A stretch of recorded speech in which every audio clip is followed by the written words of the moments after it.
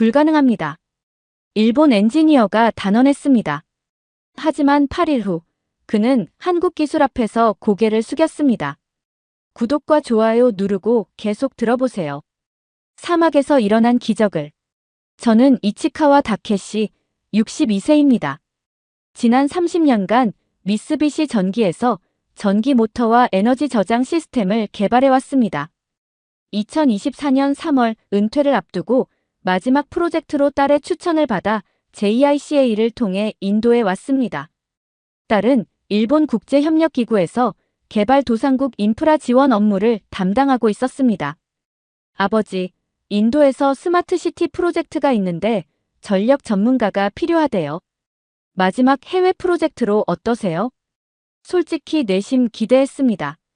일본 기술의 우수성을 다시 한번 입증할 기회라고 생각했으니까요. 특히 에너지 저장 시스템 분야에서는 파나소닉과 미쓰비시가 여전히 세계 최고 수준이라고 확신했습니다. 2024년 4월 15일 아침 7시 델리 공항에서 라자스탄주로 향하는 비행기에 몸을 맡겼습니다. 창밖으로 보이는 인도의 광활한 대지가 새로운 도전을 예고하고 있었습니다. 프로젝트 현장에 도착했을 때 가장 먼저 눈에 들어온 건 끝없이 펼쳐진 사막이었습니다. 담당자 라훌이 설명했습니다. 이치카와 씨, 이곳에 20만 명이 거주할 스마트시티를 건설할 예정입니다. 하지만 가장 큰 문제가 전력 공급의 불안정성이에요. ESS가 필요하군요. 저는 자신있게 대답했습니다. 일본의 에너지 저장 기술이라면 충분히 해결 가능합니다. 그때만 해도 몰랐습니다. 이 프로젝트가 제 인생관을 완전히 바꿔놓을 거라는 걸 말이죠. 라훌이 조심스럽게 말했습니다. 사실 한국 기업에서도 제안서를 제출했습니다. 펩코 솔루션즈라는 회사인데요. 한국이요? 저는 의외라는 표정을 감추지 못했습니다. ESS 분야에서는 일본이 훨씬 앞서 있는데요. 우리 미쓰비시의 에너지 밀도는 420와트이고 파나소닉도 450와트 수준입니다. 하지만 그 순간 의문이 들었습니다. 왜 한국 기업이 이런 극한 환경의 프로젝트에 자신 있게 뛰어들었을까요? 현실은 생각보다 가혹했습니다.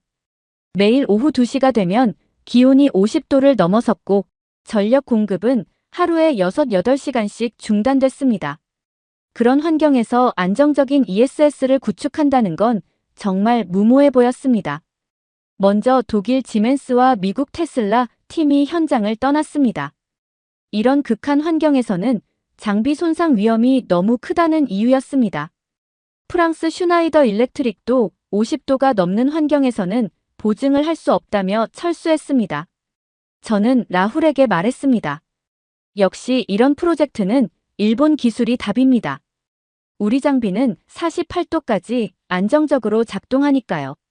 그런데 라훌의 대답이 충격적이었습니다. 이치카와 씨, 한국팀은 53도에서도 문제 없다고 합니다. 게다가 8일 안에 전력 안정화를 완료하겠다고 약속했어요. 8일이요? 그런 건 불가능합니다. 저는 단호하게 고개를 저었습니다. ESS 설치만 해도 최소 3주는 걸리는데요.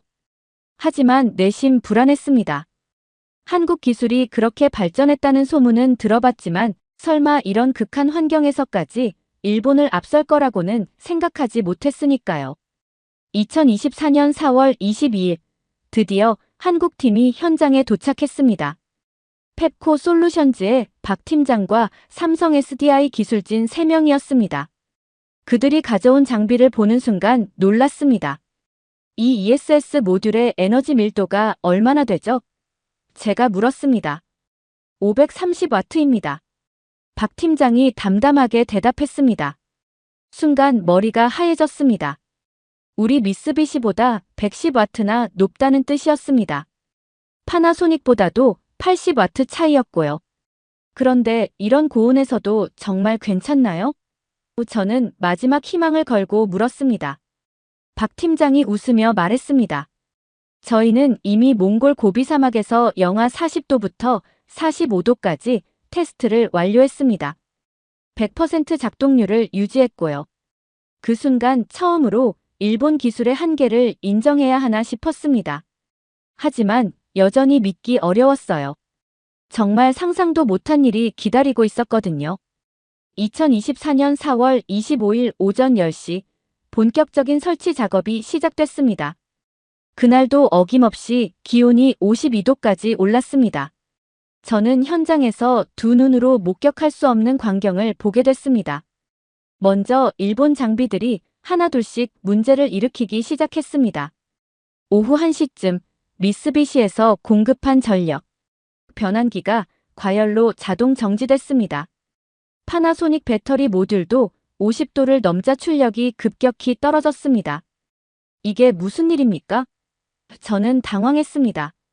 30년간 신뢰해온 일본 기술이 이렇게 무력하게 무너질 줄은 꿈에도 몰랐습니다. 하지만 한국 장비들은 달랐습니다. 삼성 SDI ESS는 53도에서도 아무렇지 않게 작동하고 있었고 LG 에너지 솔루션 배터리는 오히려 안정적인 출력을 유지했습니다. 박 팀장이 설명했습니다. 저희 삼성 SDI는 알루미늄 세라믹 복합 소재를 사용한 특수 케이스를 개발했습니다. 게다가 이중기류 통풍 시스템으로 열을 효과적으로 관리하거든요. 저는 믿을 수 없었습니다. 어떻게 그런 기술이 가능하죠? 42건의 열 제어 관련 특허가 있습니다. 젊은 한국 엔지니어가 자신있게 말했습니다. 특히 BMS 자동 화재 차단 기술은 UL 9540A 인증을 받았고요. 그때 깨달았습니다. 이건 단순한 기술 격차가 아니라 완전히 다른 차원의 접근이었다는 걸 말이죠.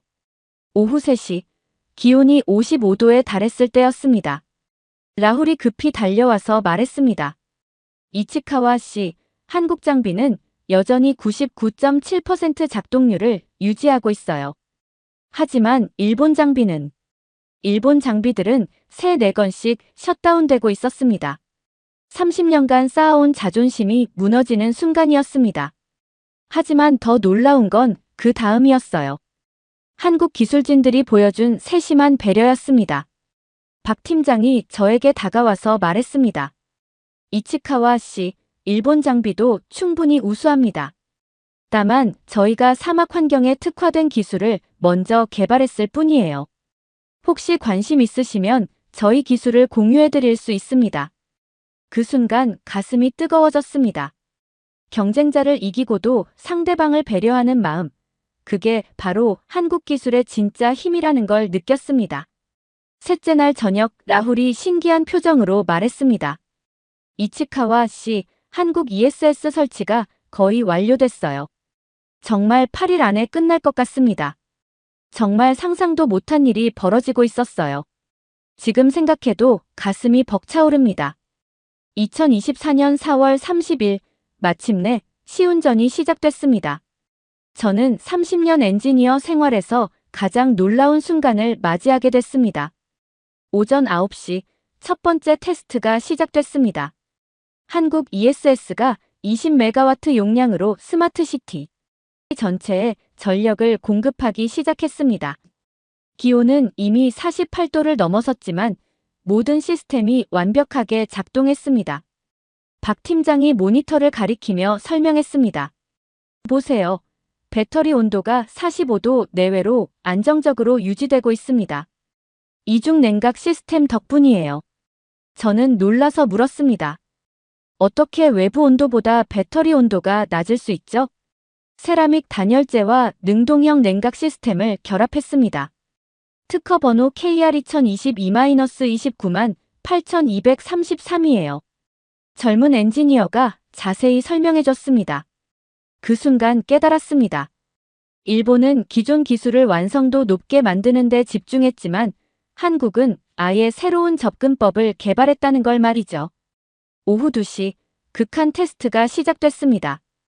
기온이 53도까지 올랐지만 한국 ESS는 여전히 99.7% 효율을 유지했습니다. 8000 사이클 수명 보장에 연속 96시간 고온 작동이 가능했습니다. 라훌이 감탄했습니다. 이치카와 씨, 이제 우리 도시에서는 하루 24시간 안정적으로 전기를 쓸 수 있어요. 에어컨도 밤새 틀어놓을 수 있고요. 저는 고개를 끄덕였습니다. 정말 믿을 수 없는 변화였습니다. 하지만 한국 기술진들의 진가는 기술력만이 아니었습니다. 그들은 현지 기술자들을 위한 교육 프로그램까지 준비해왔습니다. 라훌 씨, 이 시스템을 앞으로 여러분이 직접 관리해야 합니다. 박 팀장이 말했습니다. 그래서 3주간 집중 교육을 준비했어요. 한국에서 전문가들이 직접 와서 가르쳐 드릴 겁니다. 저는 감동했습니다. 일본 기업들은 보통 기술 이전을 꺼리는데 한국은 오히려 적극적으로 나서고 있었습니다.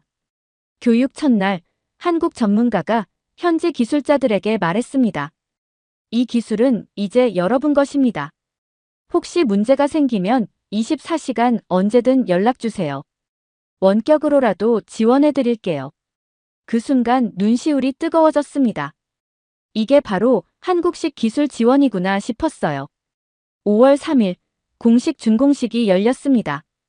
인도 에너지부 장관까지 참석한 가운데 라자스탄 스마트시티 ESS 프로젝트가 성공적으로 완료됐습니다. 장관이 연설했습니다. 이 프로젝트로 20만 시민이 안정적인 전력을 공급받게 됐습니다. 한국 기술 덕분입니다. 저는 조용히 메모장에 적었습니다. 일본은 계산했고 한국은 실행했다. 그런데 더 놀라운 소식이 기다리고 있었어요. 이런 감동적인 이야기가 더 궁금하시다면 구독 버튼을 눌러주세요. 2024년 5월 10일 인도에서의 마지막 밤이었습니다. 호텔방에서 딸과 화상통화를 하고 있었습니다. 아버지, 어떠셨어요? 일본 기술의 우수성을 보여주셨나요? 딸이 궁금해했습니다. 저는 잠시 침묵했습니다. 그리고 솔직하게 말했습니다. 아니다. 오히려 내가 많은 걸 배웠어. 네. 무슨 말씀이세요? 한국 기술이 정말 대단하더구나. 우리가 생각지도 못한 방식으로 문제를 해결하고 있었어. 딸이 놀란 목소리로 말했습니다. 아버지가 그런 말씀을 하시다니. 정말 놀라워요. 저는 창밖을 바라보며 지난 2주를 돌아봤습니다. 한국 기술진들과 함께 보낸 시간들, 그들이 보여준 겸손함과 배려, 그리고 무엇보다 기술에 대한 진정한 열정. 귀국 전날 아침, 박 팀장이 저를 찾아왔습니다. 이치카와 씨, 혹시 시간 되시면 한국에 한번 놀러 오세요. 저희 연구소도 구경하시고요. 정말 그래도 될까요? 물론입니다. 일본과 한국이 함께 발전할 수 있는 길을 찾고 싶어요.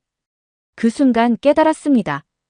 기술은 경쟁이 아니라 협력이라는 걸 말이죠. 공항으로 가는 길에 라훌이 말했습니다. 이치카와 씨, 우리 아이들이 요즘 한국어를 배우고 있어요. 한국 기술을 더 잘 이해하고 싶다고 하네요. 한국어를요? 네, 아이들 말로는 한국이 미래라고 하더군요. 비행기 안에서 저는 작은 노트를 꺼내 적었습니다. 60세가 넘어서도 배울 게 있다는 건 축복이다. 도쿄에 도착해서 첫 번째로 한 일은 서점에 가는 것이었습니다. 한국 기술에 관한 책들을 찾아봤습니다. 그리고 작은 한국어 교재도 하나 샀습니다. 집에 돌아와서 아내에게 말했습니다. 여보, 나 한국어 배워볼까 해. 갑자기 왜? 늦지 않았다면 그들의 언어를 이해하고 싶어. 지금 3개월이 지났습니다. 아직 한국어는 서툴지만 한국 기술 뉴스는 꾸준히 찾아보고 있습니다. 그리고 알게 됐습니다. 한국이 ESS 분야에서 세계 시장 점유율 27%를 차지하고 있다는 걸 말이죠. 얼마 전 박 팀장에게서 연락이 왔습니다. 이치카와 씨, 다음 달에 서울에서 ESS 국제 컨퍼런스가 있습니다. 제가 이 보고서를 쓸 때만 해도 한국이 미국에게 무릎 꿇을 거라고 확신했습니다. 하지만 결국 망신당한 건 우리였어요. 안녕하세요. 저는 존 밀러, 백악관에서 10년간 무역 정책을 분석해온 전문가입니다. 그리고 제가 오늘 여러분께 들려드릴 이야기는 제 인생 최대의 오판에 관한 이야기입니다. 2025년 4월 2일, 제가 직접 작성한 보고서가 트럼프 대통령의 25% 관세 결정을 만들어냈습니다. 한국은 우리 제품에 평균 50%의 무역 장벽을 쌓고 있습니다. 자동차는 거의 수입하지 않고 쌀에는 513%까지 관세를 매기죠. 우리가 25% 관세를 부과하면 3개월 내에 한국은 협상 테이블로 나올 겁니다. 제 분석은 완벽했습니다. 한국의 대미 의존도 68%, 수출 구조의 취약점, 모든 데이터를 계산했거든요. 한국 없이도 우리는 충분히 살 수 있지만 한국은 미국 없이 버틸 수 없다. 그게 제 결론이었어요. 그런데 한 가지 놓친 게 있었습니다. 제 딸 에밀리가 바로 그 한국에서 교환학생을 하고 있었다는 걸요. 하버드에서 국제경제학을 전공하는 에밀리가 서울대에서 한 학기를 보내고 있었거든요. 아빠, 서울대 국제대학원 친구들이 다 걱정하고 있어. 한국 경제 괜찮을까? 걱정 마, 에밀리. 한국은 곧 협상하러 올 거야. 정말. 그런데 여기 교수님은 미국이 더 손해라고 하던데. 그 순간 뭔가 불안해지기 시작했어요. 4월 3일 새벽 6시 긴급 브리핑이 들어왔습니다. 밀러 박사, 한국이 반격에 나섰습니다. 뭐, 반격이라고? 제 예상은 이랬거든요. 한국이 당황해서 급히 협상 사절단을 보내고 몇 가지 양보안을 들고 와서 관세 좀 낮춰달라고 애걸하는 거였어요. 그런데 한국이 한 일은 정반대였습니다. 삼성이 텍사스 공장에 추가로 170억 달러 투자하겠다고 발표했습니다. 현대차가 조지아 공장 확장에 50억 달러를 더 쏟겠다고 했고요. 한화가 미국 조선소 건설에 10억 달러 투자를 결정했습니다. 이건 제가 예상한 시나리오가 아니었어요. 한국이 굴복하는 게 아니라 오히려 더 공격적으로 나오고 있었거든요. 더 충격적인 건 한국 정부의 발표였습니다. 우리는 미국과의 동맹 관계를 더욱 강화하고 싶습니다. 이번 투자로 미국에 15만 개의 새로운 일자리를 만들어 드리겠습니다. 잠깐만. 이게 뭐죠? 관세를 때리니까 더 많은 투자를 하겠다고요? 제 동료 브라이언이 사무실로 뛰어왔습니다. 존, 이거 봐. 한국이 투자를 더 늘린다고. 이게 뭐야? 관세 맞으면 보통 화내는 거 아니야? 그 순간 등골이 서늘해졌어요. 일주일 후 제가 가장 듣고 싶지 않았던 전화가 걸려왔습니다. GM 디트로이트 공장의 마이크 해리슨 총괄이었어요. 밀러 박사, 우리 죽겠습니다. 무슨 말씀이신지. 한국 부품 없이는 하루도 못 버텨요. 현대모비스에서 오는 전자부품, LG화학 배터리, 포스코 철강. 이 모든 게 25% 비싸졌어요. 매일 137만 달러씩 추가 비용이 들어가고 있습니다. 마이크의 목소리에 절망이 묻어 있었어요. 우리 공장에 2만 명이 일해요. 이 사람들 가족까지 치면 8만 명의 생계가 걸려 있습니다. 그런데 이 관세 때문에 우리가 경쟁력을 잃으면 제 아들 토미도 여기서 엔지니어로 일하는데 아버지인 제가 아들의 일자리를 없애는 정책에 찬성할 수는 없어요. 더 큰 문제는 다른 회사들도 마찬가지였다는 거였어요. 포드에서 연락이 왔습니다. 한국산 반도체 없이는 신차 생산이 불가능합니다. 테슬라 측에서도 메시지가 도착했어요. 한국 배터리 공급망 차질로 전기차 생산 일정을 재검토해야 합니다. 심지어 일론 머스크가 직접 트위터에 올린 글을 봤습니다. 혁신은 협력에서 나온다. 공급망을 정치적 도구로 사용하면 모두가 패배한다. 제가 뭘 한 거죠? 딸 에밀리에게서 또 전화가 왔어요. 에밀리는 하버드에서 국제경제학을 전공하고 있는데 이번 학기를 서울대에서 교환학생으로 보내고 있거든요. 아빠, 한국 뉴스에서 미국 자동차 회사들이 큰 타격을 받고 있다고 하던데 혹시 아빠가 만든 정책 때문이야? 대답할 수가 없었어요. 그때 제게 한 통의 이메일이 도착했습니다. 한국통상교섭본부의 최민아 국장에게서 온 거였어요. 밀러 박사님, 안녕하세요. 20년간 한미 관계를 지켜본 외교관으로서 조언을 드리고 싶습니다. 조언이라고요? 한국 관료가 미국 전문가에게 조언을? 우리는 적이 아닙니다. 하지만 박사님께서 우리를 너무 단순하게 보신 것 같아요. 이번 기회에 우리가 어떤 나라인지 다시 보여드리겠습니다. 최 국장이 보내온 자료를 보고 깜짝 놀랐습니다. 한국이 제시한 건 단순한 양보가 아니었어요. 아예 우리를 가르치려는 전략이었거든요. 미국 내 한국 기업 투자를 5년간 1,000억 달러로 늘리겠습니다. 대신 양국 간 공급망을 더욱 긴밀하게 연결해서 중국 의존도를 함께 낮춰나가자는 겁니다. 이건 저도 생각 못한 아이디어였어요. 더 놀라운 건 유럽과 일본의 반응이었습니다. EU가 미국과 15% 관세로 합의했고 일본도 비슷한 수준에서 협상을 마무리했어요. 그런데 한국만 여전히 25%였거든요. 제 동료가 말하더군요. 존, 한국이 가장 많은 투자를 약속했는데 관세는 가장 높네. 이게 공정한가? 그때 깨달았어요. 한국이 처음부터 이걸 노렸구나. 다른 나라들보다 더 많은 투자를 약속해서 미국 내 여론을 바꾸고 우리 스스로 관세를 낮춰달라고 요청하게 만드는 전략이었던 거예요. 정말 똑똑했습니다. 5월 중순, 제가 참석한 국제무역 세미나에서 충격적인 일이 일어났습니다. 독일 경제학자가 이런 말을 했어요. 한국의 대응은 교과서적입니다. 압박을 받을 때 움츠러들지 않고 오히려 더 큰 가치를 제시해서 상대방을 설득하는 방식이죠. 일본 무역 전문가도 거들었습니다. 한국은 관세를 처벌이 아닌 기회로 바꿨어요. 이런 접근법은 우리도 배워야 합니다. 심지어 중국 학자까지도 말했어요. 한국의 전략은 윈윈의 새로운 정의입니다. 상대방이 때려도 더 큰 선물로 응답하니 누가 나쁜 사람인지 명확해지죠. 전 세계가 한국의 대응을 칭찬하고 있었어요. 그리고 반대로 미국의 관세 정책은 비판받고 있었고요. 그때 마이크 해리슨에게서 또 전화가 왔습니다. 그런데 이번엔 목소리가 달랐어요.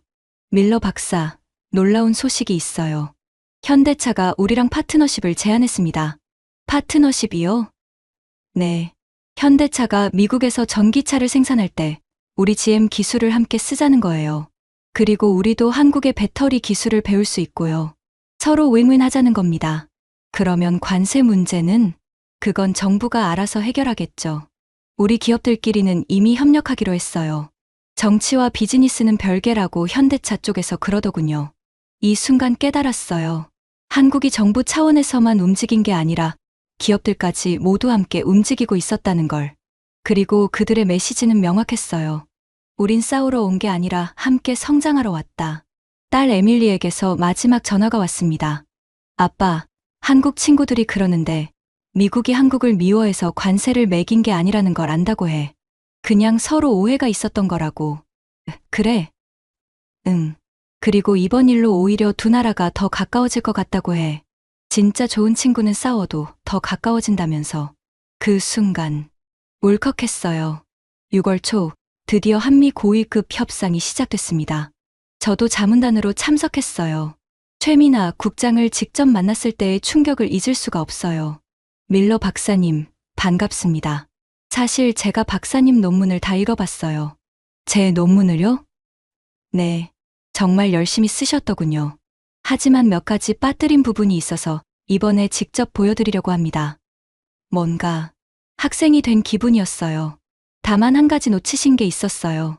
우리 한국인들은 압박을 받을 때 더 창의적이 된다는 걸요. 최 국장이 웃으며 계속했습니다.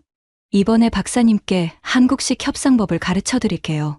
그리고 그녀가 보여준 협상안을 보고 정말 당황했어요. 우리가 원하는 걸 주면서도 동시에 우리가 더 많은 걸 줘야 하게 만드는 구조였거든요.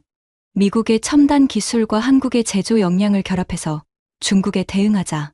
그런데 이 협력에서 더 많은 이익을 보는 쪽은 미국이 될 겁니다. 우리 측 수석 협상관이 물었어요. 그럼 한국은 뭘 얻는 건가요? 최 국장의 답변이 정말 한 수 위였어요. 우리는 미국이 우리 없이 살 수 없다는 걸 확실하게 만들어 드릴게요. 그게 진짜 안보죠. 그 순간 저는 완전히 당했다는 걸 깨달았어요. 협상이 계속되고 있습니다. 하지만 분위기는 완전히 바뀌었어요. 이제는 어떻게 관세를 철회할까가 아니라 어떻게 더 나은 협력을 만들까를 논의하고 있거든요. 지금 이 순간에도 협상은 계속되고 있습니다. 8월 1일까지 아직 시간이 남아 있어요. 하지만 이미 제가 배운 건 많습니다. 제가 쓴 그 보고서는 절반만 맞았어요. 한국이 미국에 의존하고 있다는 건 맞았습니다. 하지만 미국도 한국에 의존하고 있다는 걸 놓쳤죠. 더 중요한 건 진짜 강한 나라는 상대방을 굴복시키는 나라가 아니라 상대방과 함께 성장하는 나라라는 걸 배웠어요. 한국이 보여준 건 단순한 외교적 대응이 아니었어요. 어떻게 위기를 기회로 바꾸는지, 어떻게 압박을 협력으로 전환하는지, 그런 지혜였죠. 딸 에밀리가 한국에서 돌아와서 저에게 이런 말을 했어요. 아빠, 한국 경제학 교수님들이 그러는데 이번 일이 정말 흥미로운 케이스라고 해. 경제 이론으로는 한국이 굴복해야 맞는데 오히려 미국을 당황하게 만들고 있잖아. 완전히 판을 뒤집어버린 거라면서. 그리고 조금 어두운 표정으로 말했어요. 솔직히 한국 친구들은 미국 정부에 많이 실망했어. 동맹국인데 왜 이렇게 하냐고. 하지만 신기한 건 미국 시민들은 다르게 본다는 거야. 한국이 정말 똑똑하게 대응하고 있다고. 그 말을 듣고 깨달았어요. 제가 만든 관세가 의도와는 완전히 반대로 한국이 우리를 휘두르는 도구가 되어버렸다는 걸. 한국은 우리의 압박을 자신들에게 유리한 게임으로 바꿔놨어요. 그리고 우리는 그 게임에 말려들고 있고요. 아직 최종 결과는 모릅니다. 8월 1일이 되면 어떻게 될지, 관세가 정말 시행될지, 아니면 우리가 또 한국의 전략에 말려서 다른 협상안을 받아들일지. 하지만 한 가지는 확실해요. 이 게임에서 한국이 우리보다 한 수 위라는 것. 숨이 턱 막히는 무더위 속에서 나는 오만수루 외곽 마을로 향하는 길을 달렸다. 차 내부의 온도계가 섭씨 43도를 가리키고 있었다. 두산중공업 해수 담수화 프로젝트팀 책임자로서 이런 극한 환경은 익숙했지만 이번 상황만큼은 심각했다. 3일째 단 한 방울의 물도 공급되지 않고 있었기 때문이다. 송 과장님, 현장에 도착하면 바로 연락드리겠습니다. 본사의 통화를 마치고 창밖을 바라보니 해안을 따라 늘어선 낡은 담수화 시설이 보였다. 1990년대에 지어진 이 시설은 이제 녹이 슬고 부식되어 무용지물이 되어버렸다. 오만 정부가 한국에 도움을 요청한 것도 무리가 아니었다. 수르는 아라비아해를 마주한 오만 동부의 항구 도시다. 한때 번성했던 이곳은 노후화된 담수화 시설 고장으로 심각한 물 부족 사태를 겪고 있었다. 특히 도시 외곽의 빈민 지역은 상황이 더욱 심각했다. 도시 중심부는 비상급수차로 버텼지만 외곽 마을들은 완전히 물이 끊긴 상태였다. 마을에 도착하자 처참한 광경이 펼쳐졌다. 빈 물통을 든 사람들이 무리지어 있었다. 노인들은 그늘에 지쳐 앉아 있었고 아이들은 입술이 바짝 말라 갈라져 있었다. 나는 차에서 내려 현지 통역사 하산과 함께 마을 리더를 찾았다. 나히다 씨, 상황이 생각보다 심각하군요. 나히다는 마을의 여성 지도자로 60대 초반임에도 강인한 눈빛을 지닌 여성이었다. 그녀는 한국 기술팀의 도착을 기다리고 있었다. 우리 마을은 3일째 물이 나오지 않고 있어요. 노인들과 아이들이 탈수 증세를 보이고 있습니다. 어제는 2명의 노인이 병원으로 실려갔어요. 그녀의 말에는 절박함이 묻어났다. 나는 주변을 둘러보았다. 마을 사람들은 해안가로 나가 바닷물을 길어오는 중이었다. 물통을 머리에 이고 가는 여성들의 모습이 가슴을 아프게 했다. 그들은 바닷물을 끓여 소금기를 조금이라도 줄이려 했지만 그것만으로는 충분하지 않았다. 긴급 상황 파악을 위해 기존 담수화 시설을 점검했다. 시설은 이미 붕괴 직전이었다. 역삼투압 필터는 교체 시기를 넘긴 지 오래였고 에너지 효율은 최악이었다. 무엇보다 높은 온도에서 제대로 작동하지 않았다. 서구 기업들이 설치한 이 시설은 중동의 극한 기후를 견디지 못했던 것이다. 마을 외곽으로 이동하는 길에 모래 위에서 놀던 아이들이 눈에 들어왔다. 그들은 빈 물병을 가지고 놀고 있었다. 한 아이가 내게 달려와 물을 달라고 손을 내밀었다. 차 안의 생수를 모두 아이들에게 나눠주었지만 그것은 잠시의 해결책에 불과했다. 이 지역 기온이 여름엔 45도까지 올라가고 연평균 강수량은 100mm가 채 안 됩니다. 담수화 시설 없이는 생존이 불가능한 곳입니다. 하산의 설명을 들으며 나는 두산중공업의 기술이 얼마나 절실한지 실감했다. 우리가 개발한 초절전형 역삼투압 담수화 기술은 기존 방식보다 전력 소비가 절반 수준이었다. 무엇보다 55도의 극한 환경에서도 안정적으로 작동하는 고열 대응 시스템이 핵심이었다. 숙소로 돌아와 긴급 화상회의를 요청했다. 밤새 오만 수자원부 담당자와 한국 본사 담당자들을 연결해 대책을 논의했다. 마을 주민들의 절박한 눈빛이 머릿속에서 떠나지 않았다. 우리의 기술로 이들에게 생명수를 공급할 수 있다는 책임감과 사명감이 가슴을 채웠다. 다음 날 아침, 나는 마을로 다시 향했다. 하산이 전해준 소식은 더욱 심각했다. 마을 아이 하나가 탈수로 쓰러져 병원에 실려갔다고 했다. 시간이 없었다. 그 자리에서 본사에 연락해 계획을 앞당겼다. 긴급 모듈형 담수화 시스템을 항공편으로 최대한 빨리 보내주세요. 사람들이 목숨을 잃고 있습니다. 태양이 사막 위로 뜨며 또 다른 무더운 하루가 시작되었다. 마을 광장에서 나는 주민들을 모아놓고 약속했다. 일주일 안에 물이 다시 흐르게 하겠습니다. 한국의 기술로 여러분의 목마름을 해결해 드리겠습니다. 그들의 눈에서 희망의 빛이 보였다. 나는 그 희망을 현실로 만들기 위해 모든 것을 걸어야 했다. 한국 기술의 진가를 보여줄 시간이었다. 사막 한가운데서 우리는 기적을 만들어내야 했다. 긴급 모듈형 담수화 시스템이 도착한 건 약속보다 이틀 빨랐다. 마스카트 공항에서 수르까지 특별 수송 차량으로 설비를 운반하는 동안 나는 손톱을 뜯으며 초조해했다. 본사에서 파견된 15명의 팀원들도 함께 도착했다. 모두 중동의 담수화 프로젝트 경험자들이었다. 이런 응급 상황은 처음이네요. 기계 엔지니어 김 팀장의 말에 나는 고개를 끄덕였다. 그는 20년 경력의 베테랑으로 사우디에서 대규모 담수화 설비를 구축한 전문가였다. 우리 앞에 펼쳐진 해안가는 척박하기 그지없었다. 바다에서 불어오는 바람은 뜨거웠고 모래는 발목까지 파고들었다. 이곳에 물공장을 세우는 게 정말 가능할까요? 현장에 도착한 신입 엔지니어 윤 씨의 질문에 나는 확신에 찬 목소리로 대답했다. 가능하다고 증명해 보이겠습니다. 작업은 즉시 시작되었다. 우선 모듈형 시스템의 기초 작업을 위해 해안가 바닥을 다졌다. 기존 담수화 시설과 달리 우리의 시스템은 컨테이너 크기의 모듈로 구성되어 있어 설치와 확장이 용이했다. 초절 전형 역삼 투합 시스템은 두산중공업의 특허 기술로 기존 시스템보다 전력 소비량이 절반에 불과했다. 작업 둘째 날, 첫 번째 문제가 발생했다. 모래 폭풍이 몰아쳤다. 시야가 10m도 확보되지 않는 상황에서 작업은 중단될 수밖에 없었다. 하지만 물 없이 고통받는 주민들을 생각하면 시간을 낭비할 수 없었다. 방진 마스크와 보호경을 착용하고 계속합시다. 내 말에 팀원들은 묵묵히 고개를 끄덕였다. 모래 폭풍 속에서도 우리는 멈추지 않았다. 특수 제작된 방진 텐트를 설치하고 그 안에서 정밀 부품을 조립해 나갔다.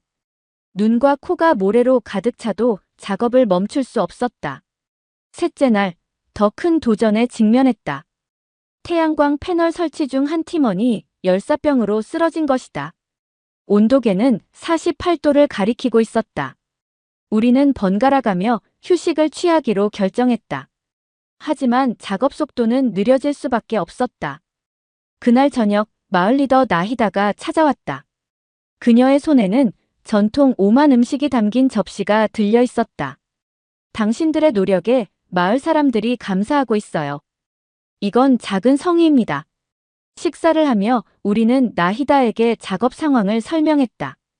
그녀는 처음으로 미소를 지었다. 우리 마을에서 가장 어린 아이는 이제 막돌이 된 하미드예요. 그 아이에게 깨끗한 물을 마시게 해주세요. 그 말은 우리 모두에게 새로운 동력이 되었다. 휴식 시간을 줄이고 교대로 밤샘 작업을 진행했다. 넷째 날, 바다에서 물을 끌어올리는 특수 펌프 설치를 완료했다. 이 펌프는 바닷물 속 미세 플라스틱과 불순물을 1차로 걸러내는 기능을 갖추고 있었다. 다섯째 날, 사막의 뜨거운 태양은 오히려 우리의 편이 되었다. 태양광 패널 116장이 설치 완료되었고, 이는 모듈형 담수화 시스템을 가동하기에 충분한 전력을 생산할 수 있었다. 전통적인 담수화 설비가 막대한 전력을 소비하는 것과 달리 우리의 시스템은 태양에너지만으로도 운영이 가능했다. 시스템이 정상 가동되면 하루 2,000톤의 물을 생산할 수 있습니다. 내 설명에 마을 주민들은 믿기지 않는다는 눈빛을 보냈다. 2,000톤이면 마을 전체 사용량의 3배에 달하는 양이었다. 하지만 그것은 우리 기술의 현실이었다. 여섯째 날, 마침내 모든 설비가 완성되었다. 해안가에 들어선 모듈형 시스템은 마치 작은 우주선처럼 보였다. 마지막 연결 작업을 마치고 우리는 시스템 가동 버튼 앞에 모였다. 긴장감이 감돌았다. 만약 여기서 실패한다면 시스템이 작동하기 시작했다. 처음에는 미세한 진동만 느껴졌다. 그러다 점차 소리가 커지더니 물이 이동하는 소리가 들리기 시작했다. 바닷물이 여러 층의 필터를 통과하고 역삼 투합 시스템을 거쳐 마침내 첫 물방울이 나오는 순간이었다. 물이 흘러나오자 환호성이 터졌다. 투명한 물이 쏟아져 나왔다. 현장에 모인 마을 주민들은 기적을 목격한 듯 환호했다. 나는 첫 물을 컵에 받아 수질 테스트를 진행했다. 결과는 완벽했다. 세계보건기구 식수 기준을 충족하는 깨끗한 물이었다. 마을의 수도관과 연결 작업은 밤새 진행되었다. 그리고 일곱째 날 아침, 마을 전체에 물이 공급되기 시작했다. 나는 나히다의 집을 찾았다. 그녀는 부엌 수도꼭지를 틀었고 맑은 물이 쏟아져 나왔다. 그녀의 눈에 눈물이 고였다. 3일이 아니라 7일이 걸렸네요. 내가 농담처럼 말하자 나히다는 웃음 지었다. 7일 만에 세상을 창조한 신처럼 당신들은 우리에게 새 삶을 주었습니다. 우리는 모래 위에 기적을 세웠다. 단순한 물공장이 아닌 생명을 살리는 희망의 공장을 지은 것이다. 해가 질 무렵 어린 하미드가 깨끗한 물이 담긴 컵을 들고 웃는 모습을 보았다. 그 순간 일주일간의 모든 고생이 보상받는 기분이었다. 우리가 만든 물은 단순한 H2O가 아니었다. 그것은 오만 수르의 새로운 미래였다. 담수화 플랜트 가동 일주일 후 나는 마을에서 놀라운 변화를 목격했다. 아침마다 물통을 들고 줄을 서던 사람들의 모습이 사라졌다. 그 대신 아이들은 학교에 가고 여성들은 집안일에 전념할 수 있게 되었다. 가장 감동적인 장면은 마을 광장에 나타난 작은 분수였다. 주민들이 남는 물로 만든 자그마한 분수에서 아이들이 뛰놀고 있었다. 우리 팀은 시스템의 데이터를 매일 분석했다. 숫자는 거짓말을 하지 않았다. 마을 전체 식수 공급률은 가동 전 30%에서 93%로 치솟았다. 하루 1,850톤의 물이 안정적으로 생산되고 있었으며 목표치인 2,000톤에 근접해가고 있었다. 무엇보다 기쁜 소식은 물의 품질이었다. 세계보건기구 기준을 훌쩍 넘는 순도를 유지하고 있었다. 시스템 가동 열흘째 되던 날 UN 물관리조사단이 도착했다. 조사단장 마이클 톰슨은 뉴욕에서 비행기를 타고 왔다고 했다. 그의 얼굴에는 회의적인 표정이 역력했다. 두산의 시스템이 하루 2,000톤을 생산한다는 보고를 받았습니다만 정말입니까? 그의 질문에는 의심이 묻어 있었다. 오만 정부의 보고를 신뢰하지 못했던 것이다. 나는 그를 시스템 제어실로 안내했다. 모니터에는 실시간 데이터가 표시되고 있었다. 그날의 생산량은 1,920톤, 에너지 효율은 킬로와트 시당 생산수 0.35세제곱미터로 전통 방식 대비 2배 수준이었다. 톰슨은 노트북을 꺼내 자료를 대조해 보더니 놀란 표정을 감추지 못했다. 프랑스 기업의 시스템은 외부 온도 40도에서 생산량이 30% 감소했는데 이 시스템은 48도에서도 안정적으로 작동하고 있군요. 그는 나를 바라보더니 고개를 끄덕였다. 그의 눈에서 의심이 사라지고 있었다. 우리는 함께 시스템 내부를 점검했다. 특히 톰슨이 관심을 보인 것은 고열 대응 냉각 시스템이었다. 두산중공업이 특허를 보유한 이 기술은 주변 공기 중 습도를 활용해 시스템을 냉각시키는 혁신적인 방식이었다. 사막의 건조한 환경에서도 미세한 습기를 포착해 냉각 효율을 높이는 기술이었다. 저희 시스템은 55도의 외부 온도에서도 안정적으로 작동합니다. 실험실에서는 60도까지 테스트했죠. 내 설명에 톰슨은 깊이 감명받은 듯 했다. 그는 스마트폰으로 시스템 곳곳을 촬영했다. 이건 단순한 담수화가 아닌 사막 지역의 생존 패러다임을 바꾸는 혁신입니다. 톰슨의 말에 나는 가슴이 뭉클해졌다. 그는 공식 보고서에 그 말을 그대로 적었다. 유엔의 인정은 우리 기술의 진가를 세계에 알리는 계기가 될 것이었다. 조사단이 떠난 다음 날 예상치 못한 상황이 벌어졌다. 외부 온도가 갑자기 54도까지 치솟은 것이다. 마을 주민들은 불안해했다. 기존 담수화 설비는 이런 극한 상황에서 항상 멈춰 섰기 때문이다. 하지만 우리의 시스템은 멈추지 않았다. 오히려 냉각 시스템이 정상 작동하며 생산량을 유지했다. 그날 저녁 특별한 손님이 찾아왔다. 오만 수자원부 차관이었다. 그는 차에서 내리자마자 시스템을 둘러보더니 감탄을 금치 못했다. 모든 담수화 전문가들이 불가능하다고 했던 일을 해내셨군요. 그의 말은 과장이 아니었다.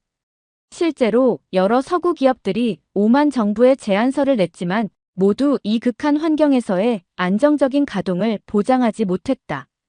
반면 두산중공업의 시스템은 가장 뜨거운 날에도 작동했다. 차관은 흥미로운 제안을 했다. 오만 전역에 이 시스템을 확대 설치하자는 것이었다. 특히 물 부족으로 고통받는 내륙 지역에 우리의 모듈형 시스템을 보급하고 싶다고 했다. 이는 두산중공업에게 대규모 프로젝트가 될 수 있었다. 하지만 내게 가장 소중한 순간은 따로 있었다. 그날 밤 나는 어린 하미드의 집을 찾았다. 돌이 갓 지난 하미드는 이제 깨끗한 물로 목욕을 하고 안전한 물을 마시며 자라고 있었다. 하미드의 어머니는 내 손을 꼭 잡았다. 아이가 설사병으로 고생했어요. 매일 물을 끓여 식히고 또 끓이는 과정을 반복했죠. 이제는 그냥 수도꼭지에서 나오는 물을 마셔도 아이가 아프지 않아요. 그 말은 단순한 감사가 아니었다. 그것은 우리 기술이 가져온 실질적인 변화였다. 숫자와 데이터를 넘어 생명을 구하고 삶의 질을 높이는 기술. 바로 그것이 우리가 추구하는 가치였다. 유엔 보고서가 공개된 후 전 세계 언론이 오만 수르의 사례를 집중 조명했다. 미국의 한 과학 저널은 이를 사막에서 피어난 기술의 꽃이라고 표현했다. 중동 전역에서 문의가 쇄도했고 아프리카의 물 부족 국가들도 관심을 보였다. 하지만 내게 가장 값진 성과는 매일 아침 하미드의 미소를 볼 수 있다는 것이었다. 숫자는 언제나 중요하다. 하루 2,000톤의 물, 93%의 공급률, 2배의 에너지 효율. 하지만 그 모든 숫자보다 중요한 것은 한 아이의 웃음이었다. 그리고 그 웃음을 만들어낸 한국 기술의 힘이었다.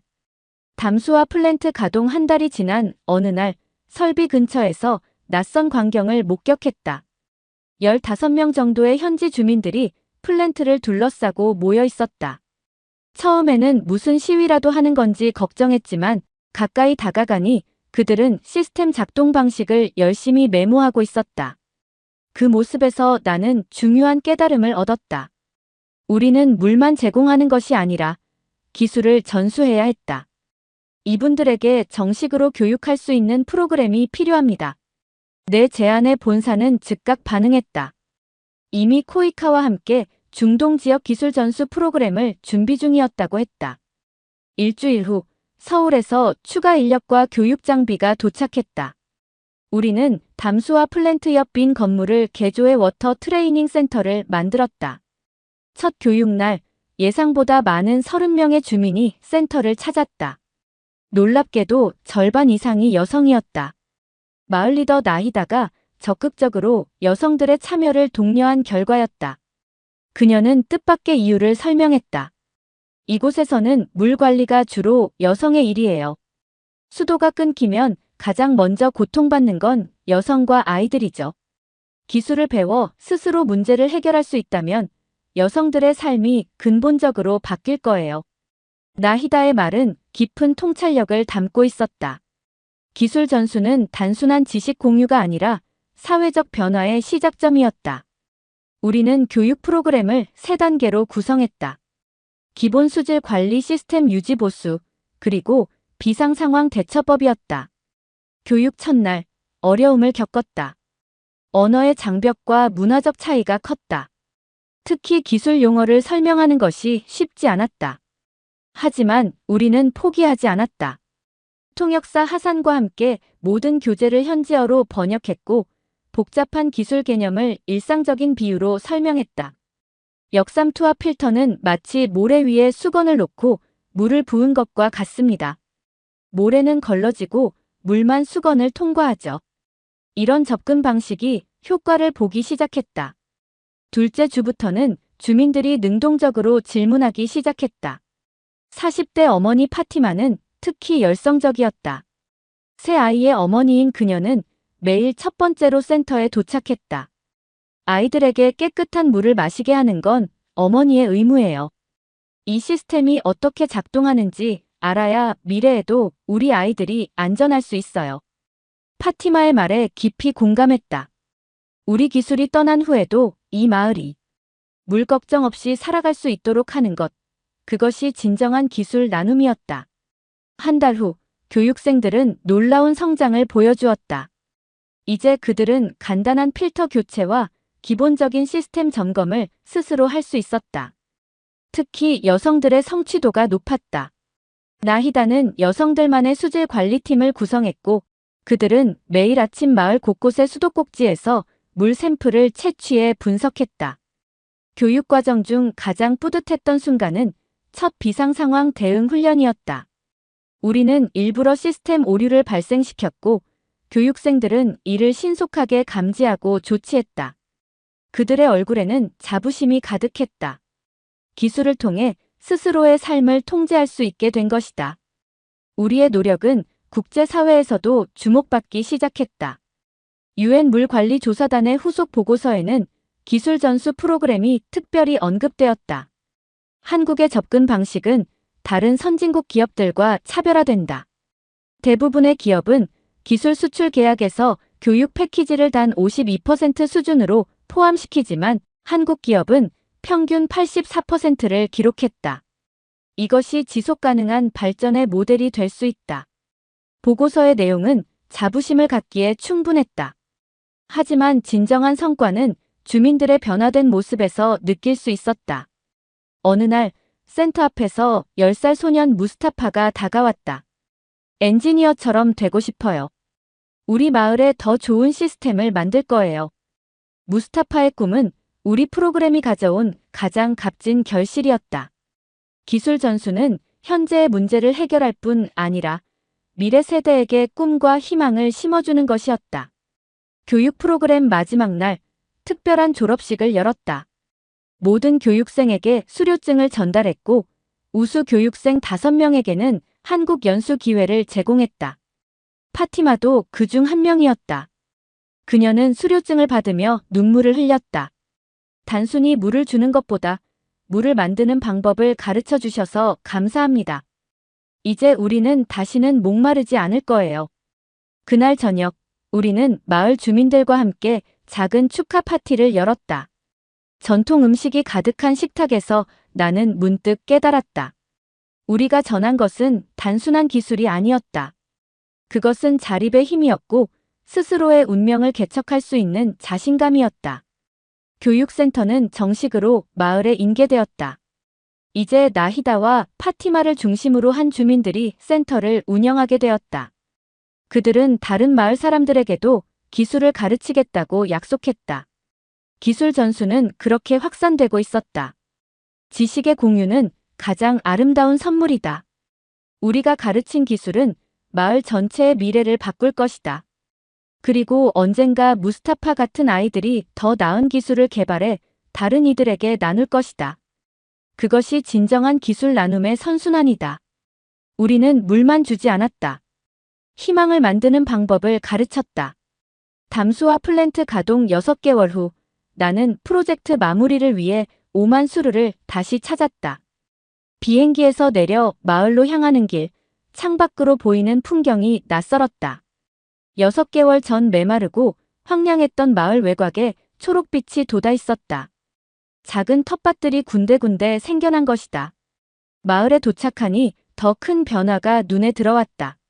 먼지 날리던 광장은 작은 공원으로 바뀌어 있었고 폐교됐던 학교는 다시 문을 열어 아이들의 웃음소리로 가득했다. 나를 맞이한 나히다의 얼굴에는 자부심이 가득했다. 우리 마을이 많이 달라졌죠? 당신이 마지막으로 보고 간 이후로 모든 것이 변했어요. 나히다의 안내로 마을을 둘러보았다. 가장 눈에 띄는 변화는 마을 외곽에 조성된 공동 농장이었다. 채소밭에서는 토마토와 오이가 자라고 있었고 몇 그루의 어린 야자수도 심어져 있었다. 농장을 관리하는 파티마가 나를 알아보고 반갑게 달려왔다. 한국 연수에서 배운 대로 물 절약 농법을 실천하고 있어요.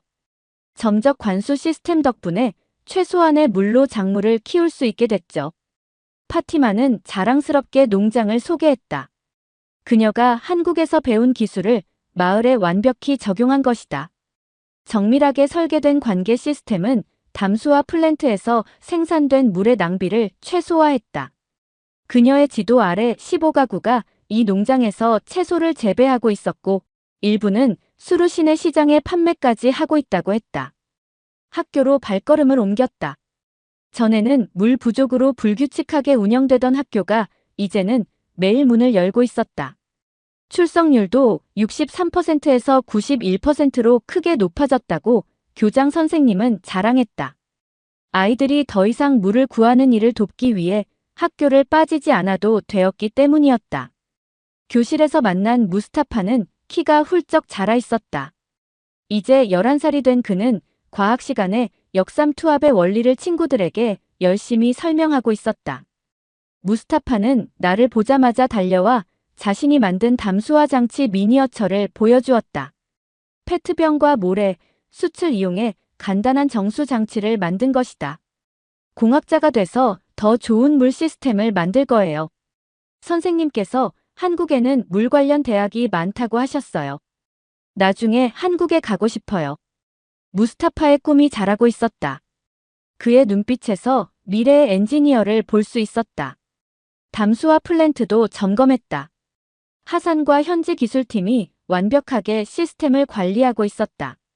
특히 눈에 띄는 변화는 시스템 주변에 설치된 소형 온실이었다. 담수화 과정에서 발생하는 농축 염수를 활용한 실험 농장이었다. 두산중공업의 특허 기술인 염수 재활용 시스템을 이용해 내염성 식물을 재배하고 있었다.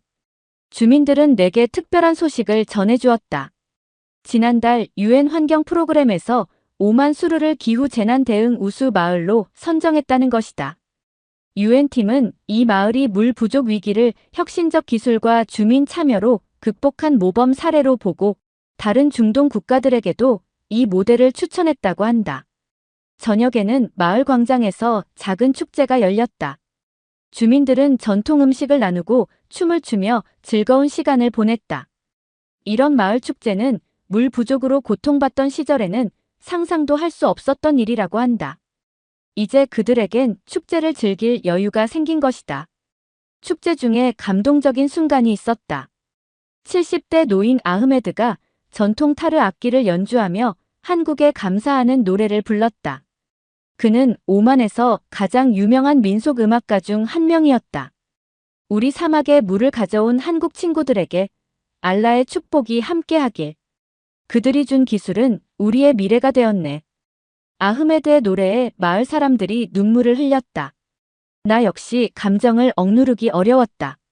나히다는 마을의 구체적인 변화를 이야기해 주었다.